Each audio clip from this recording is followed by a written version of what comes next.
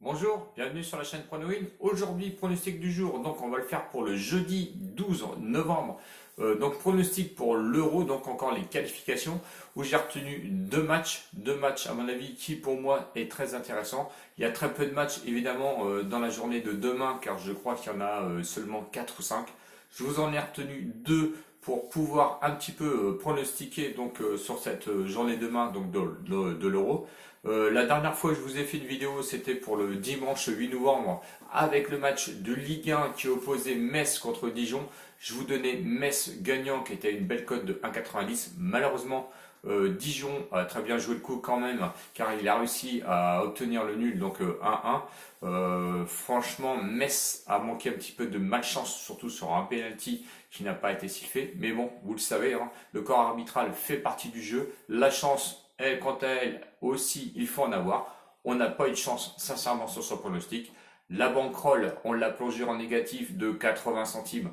C'est pas la ruine encore ce mois-ci. Mais bon, il faut quand même songer maintenant à faire du bénéfice, en sachant que vous le savez très bien que les mois qui ont précédé, on a fait du bénéf. Donc j'attends du bénéf sur ce mois-ci encore une fois. On va faire les choses comme il faut et en ordre. J'avais besoin de me reposer un petit peu en même temps car j'ai été bien malade il n'y a pas longtemps.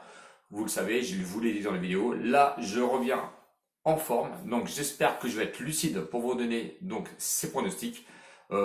Si vous n'êtes pas encore abonné, eh ben, je vous invite à vous abonner et à regarder les liens donc dans la description où je vous donne les liens de Discord et de Telegram. Discord, vous allez revoir trois bons pronostics, Jérém, Lekien et Scart qui vous donnent des pronostics. Alors, je vais pas dire 24 heures sur 24, mais quasiment.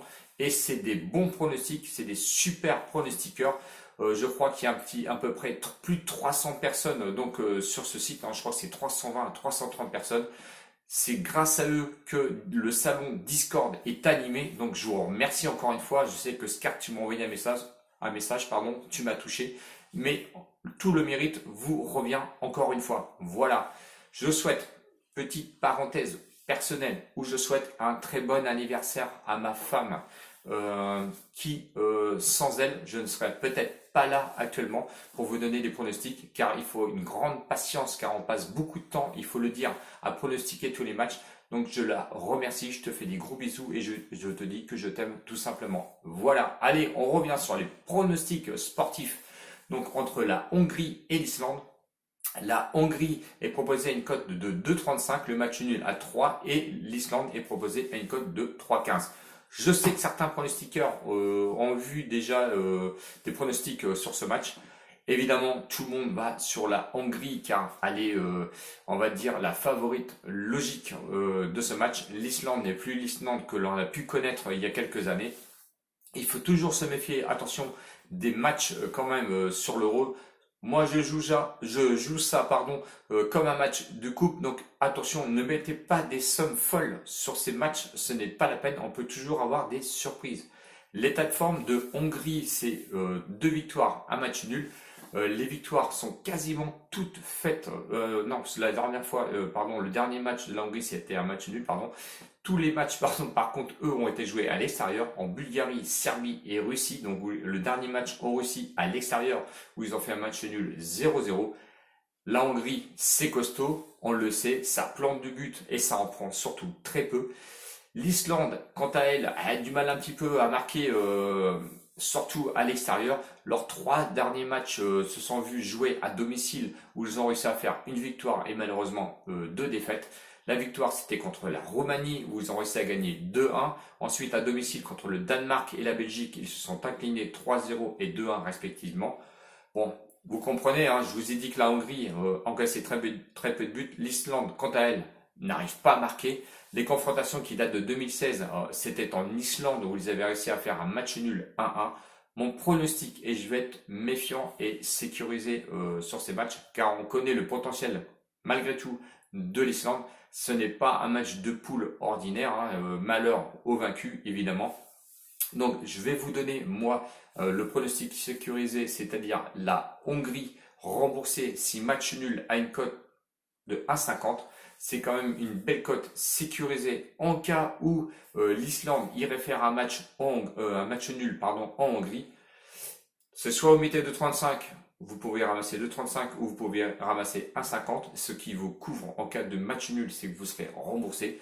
Je parle là-dessus donc sur ce premier match pour se combiner. Le deuxième match, c'est la Serbie contre l'Écosse, où la Serbie, quant à elle, part très favorite sur ce match.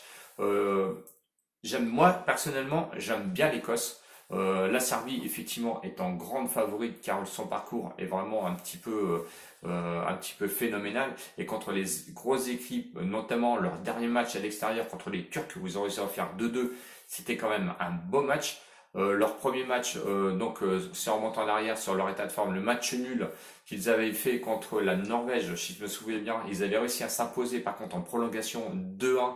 La Norvège qui est une équipe pas facile à manier. Bon, ils ont réussi à faire quand même à s'imposer 2-1 après prolongation. Ensuite, ils ont subi malheureusement une défaite contre la Hongrie. Donc vous voyez le potentiel de la Hongrie qui se sont imposés là-bas en Serbie 1-0, et le match nul, je vous en ai parlé, contre les Turcs où ils ont réussi à faire un match nul 2-2. Donc la Serbie, c'est costaud, on le sait. Moi, personnellement, j'aime bien l'Écosse.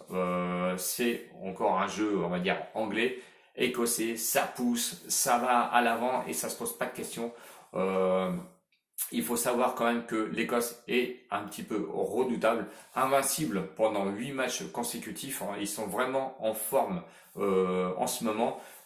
Si on regarde leur état de forme, c'est un match nul et 2 victoires.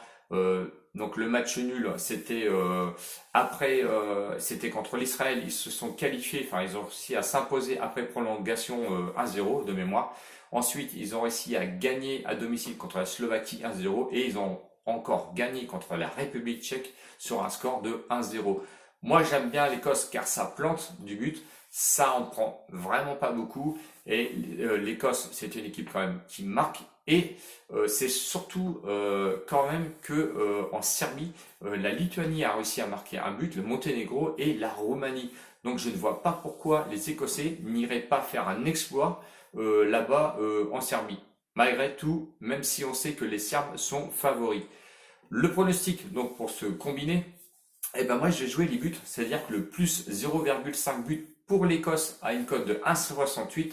Pour moi, je trouve que c'est un peu cadeau. Alors j'espère que je me trompe pas, mais pour moi, ça reste un beau cadeau que les bookmakers nous ont fait.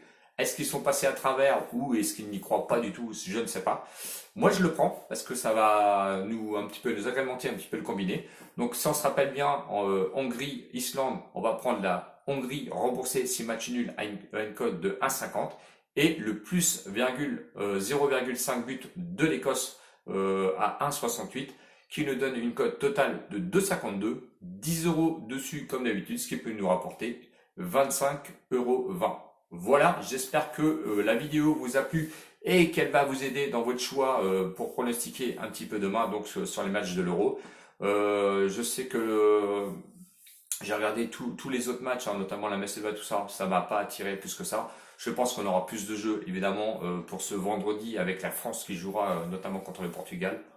On verra, je vous ferai certainement une vidéo sur cet euro-là. Voilà, je vous laisse. N'hésitez pas à mettre les pouces d'encouragement comme d'habitude. Mettez-moi vos commentaires aussi et les soutiens. Si vous hésitez sur certains matchs, je serai là aussi pour vous. Il n'y a pas de souci. N'oubliez pas, dans le descriptif où je mets l'adresse du Telegram et en même temps, je vous mets aussi le lien de Discord. Voilà, je vous ai tout dit. Merci d'avoir suivi donc cette vidéo jusqu'au bout. Ciao, ciao les winners et à la prochaine vidéo, certainement demain. Salut!